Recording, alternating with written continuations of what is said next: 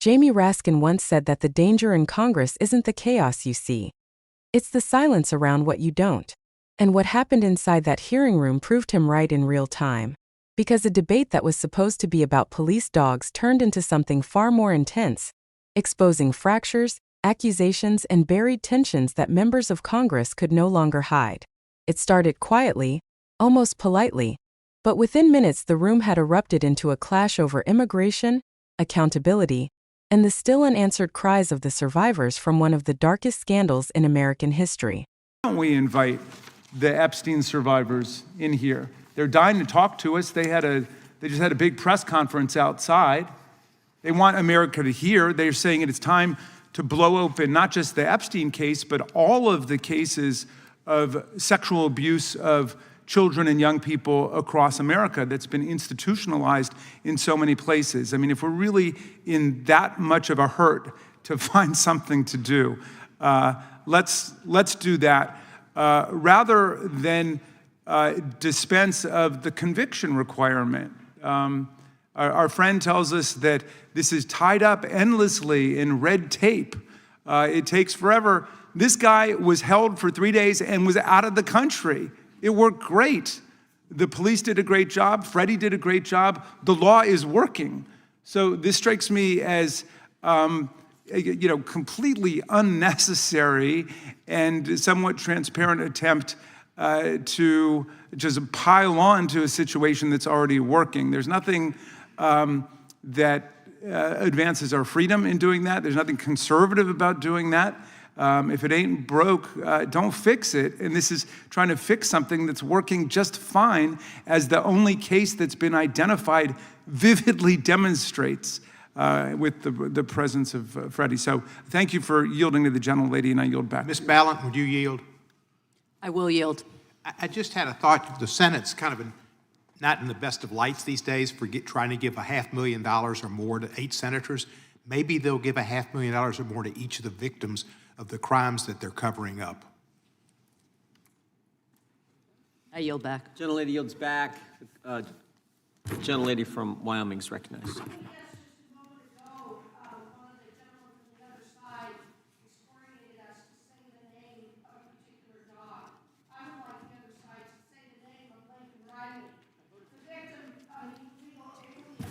I voted for that. I voted for the Lake and Riley Act. Hey, the time belongs to the gentlelady from Wyoming. Time belongs to the gentlelady from Wyoming. Is about illegal conduct by illegal aliens. I hope that we can remember that's what the purpose of this is.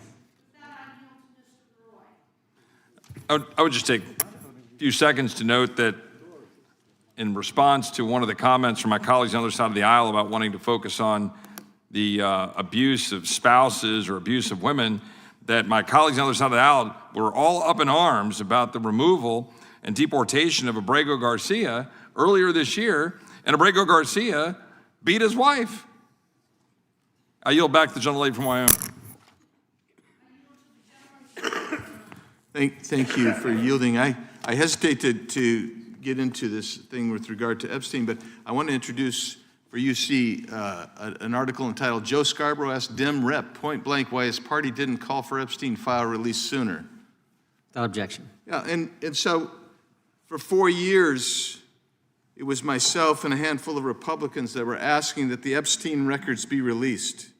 For 4 years, we were asking for those. But the Biden administration sat on their hands and did nothing, which is why Joe Scarborough asked, well, why didn't you ask? You had control. You had all 3 levers. You sat on your butts and didn't say anything.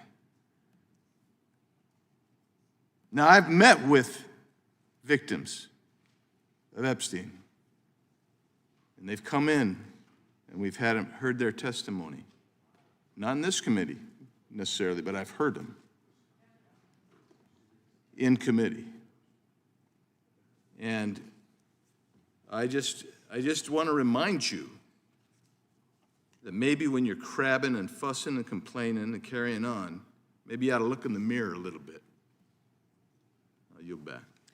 I'd also like to note that it was the Democrat delegate from the Virgin Islands that was not only Jeffrey Epstein's mouthpiece during congressional hearings, but was his fixer.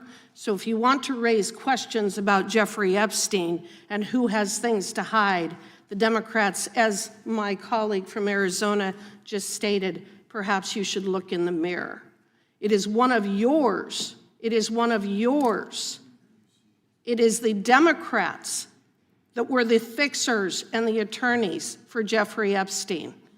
So I guess that it's very difficult for me to take you seriously as you attempt to turn this into yet another attack and another way to get Donald Trump. This isn't about Donald Trump. This is about the Democrats who were aligned with Jeffrey Epstein at the very time that they knew that he was a convicted felon as a pedophile. As a pedophile. So I don't believe your hysteria. I don't trust the way that you try to turn everything into screaming about Jeffrey Epstein, because it is extremely obvious that all you're attempting to do is deflect from your failures and try to cover up the fact that it was the Democrats that enabled Would the gentlelady from Wyoming yield? I will, yes. Yeah, in this last minute, and I wonder if the gentlelady could confirm whether what I'm about to say is correct, that it was in fact President Trump's administration in 2019 that federally indicted Epstein in July of 2019. That it was in fact the Trump administration, the first term, that was going after Maxwell and set the stage for her indictment.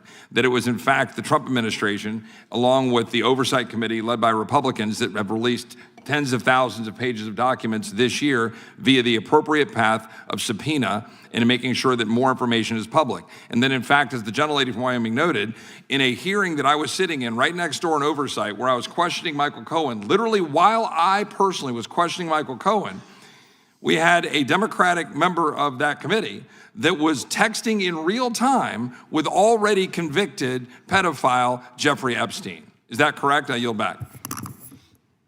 You are absolutely correct. I've watched the video. With that, I yield back. Gentlelady yields back. The question. No one walked into that room expecting the conversation to go where it went. And yet, once the first spark hit the floor, the entire hearing ignited. It began when a representative from Arizona took the microphone and immediately dropped a grenade on the table. He didn't ease in or warm up the crowd. He started by entering into the record an article about a government lab shutting down after 40 years of alleged cruelty to animals. The reference wasn't just informational. It was intentional. It set a tone, a challenge, and a warning shot that the hearing was about more than canine protection. It was about trust, about authority, and about who gets held responsible when something goes wrong. And his reference to an era tied to a well-known public health figure sent an unmistakable signal that this conversation could go from procedural to political in a heartbeat. And it did. When the California representative was recognized, everything shifted. He pushed back immediately, rejecting what he saw as a distorted comparison from the other side. He said Democrats weren't confusing the incident involving a certain governor and her dog with violence against police canines. Instead, he argued, the laws around foreign nationals who attack law enforcement animals were clear, and the bill being debated wasn't offering new protection, but rather political theater. He broke down existing law with precision, citing how admissions of guilt can be used for deportation under multiple sections of immigration policy. Every detail he delivered had a purpose: to show this bill wasn't closing a gap. It was repeating what the law already covered. But it wasn't just legal analysis. His tone sharpened with every sentence, and the tension thickened as he challenged the logic from across the aisle. He described cases where immigrants can be removed without convictions: visa overstays, false citizenship claims, smuggling, laying out example after example to show the bill was unnecessary. His message was unmistakable. The system already works, and the bill was more about optics than solutions. And just when it felt like the discussion might stay strictly policy-based, the energy in the room changed. Because the next speaker wasn't interested in technicalities. She was furious for an entirely different reason. When the representative from Vermont took the microphone, the room fell silent. Her voice didn't shake, but you could feel the frustration pulsing through every word.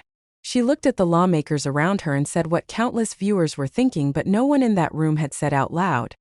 Why are we debating the Bow Wow Act when the survivors of one of the most notorious trafficking networks in modern history still haven't been invited to speak here? Why are we prioritizing a dog bill over hearing from the women who suffered and waited years for justice that still hasn't fully arrived? She spoke about her own teenage daughter. She spoke about the survivors' pain. She said seeing the dog in the room brought her joy, but that joy was overshadowed by something far more important: the voices that Congress keeps failing to hear. She accused certain commentators, whom she called MAGA talking heads, of minimizing a crisis that destroyed lives and was carried out by powerful, protected men. She said her constituents were disgusted, heartbroken, and angry, and she demanded to know how Congress could justify time for this bill, while refusing to make space for the survivors waiting outside those doors. Her words hit like a shockwave, and Jamie Raskin's old warning suddenly felt prophetic. The danger isn't the noise, it's the silence around what's avoided. And for years, that silence has hovered over the Epstein case like a shadow the country still doesn't understand. Then the ranking member spoke, and the mood intensified even more. He said the bill didn't make anything newly deportable. The law already worked, he argued, pointing out that in the case being discussed, the suspect was held for only 3 days before removal, an example of the system functioning exactly as intended. He praised the dog, Freddie, and the officers involved. But he also echoed the Vermont representative's frustration, saying plainly that if the committee was so desperate to find something meaningful to do, they could start by inviting the survivors inside. He said they were eager to testify, desperate to be heard, and ready to break open not just one case, but the institutional failures that allowed so many crimes to happen for so long. It wasn't a whisper. It wasn't a hint. It was a direct challenge. Stop pretending there is nothing more important than this bill. And for a moment the room hung in uncertainty. But then came a comment designed to sting. Another Democrat stepped in, pointing out that if the Senate had money to hand out large payouts to senators, maybe they should consider giving equal compensation to the victims whose suffering had been ignored. It was sarcasm mixed with a punch of moral outrage, and it landed. The atmosphere became heavier, sharper, and impossible to ignore. But if anyone thought the conversation would stay on that track, they were mistaken. Because a representative from Wyoming rose to speak, and the tide shifted again. She redirected the focus back to crime involving undocumented individuals, emphasizing abuse cases where, she argued, Democrats had previously resisted deportation. She accused them of selective concern, caring about certain victims but not others. And she wasn't alone. Another Republican followed her, entering into the record an article that questioned why Democrats didn't push sooner for the release of the sealed files. The implication was unmistakable. If they cared so deeply about the victims now, why did they sit on their hands when they had full power? She said she had personally met with survivors and heard their stories. And she didn't hesitate to accuse Democrats of hypocrisy, suggesting that complaints being made now were performative, not sincere. This was no longer a debate about dogs. It was no longer even a debate about immigration. It had become a collision between two versions of history. Each side convinced the other was rewriting the past to score political points. The next statement raised the temperature even further. A Republican representative unleashed one of the most explosive accusations of the hearing. She claimed that a Democratic delegate had acted as a mouthpiece and fixer for Epstein during earlier proceedings. She said that while certain members were accusing others of enabling misconduct, they were ignoring the fact that someone on their own side had been closely aligned with Epstein at a time when his crimes were already known. She framed it as hypocrisy, as selective outrage, and as a reason why she couldn't take the other side seriously. But to maintain accuracy, these claims must be framed clearly as political accusations, not verified fact, because in moments like this, rhetoric can outpace reality. But in the room the damage was already done. You could feel the shock ripple through the air. Then another member added fuel to the fire. She pointed out that it was not Democrats, but the previous administration's Justice Department that brought federal charges against Epstein in 2019, and that the same administration laid the groundwork for the prosecution of his longtime associate. She said Republicans pushed for transparency, released thousands of pages of documents, and advanced oversight efforts to make more information public. And then came a moment that left the room stunned. She referred to a hearing where, according to her, a Democratic member had been texting Epstein in real time while questioning another witness. Again, this must be framed properly as an allegation made by lawmakers, not established fact. But inside that room, the claim exploded like a detonation. The Wyoming representative confirmed it, saying she had seen the footage. And at that point, the hearing had completely transformed. The bill itself had become background noise. What dominated the conversation were the accusations, the counter-accusations, the unresolved trauma of the survivors, and the bitter divide over who failed them and who still might be failing them. The committee didn't just lose control of the narrative, it exposed something Congress rarely allows the public to see: the deep emotional and political scars that still surround this story. Every member speaking believed they were defending victims. Every member believed the other side was weaponizing pain instead of seeking justice. And caught in the middle were the people the Vermont representative spoke of, the women who've waited years for lawmakers to finally let them speak in their own words. Jamie Raskin once warned that democracy can survive anger, but it cannot survive indifference. And what the public witnessed was not indifference. It was a desperate, messy battle to claim moral ground in a fight where no one escapes unscathed. The Bow Wow Act became the spark, but the fire was always there. All it needed was oxygen. And that leaves one lingering question.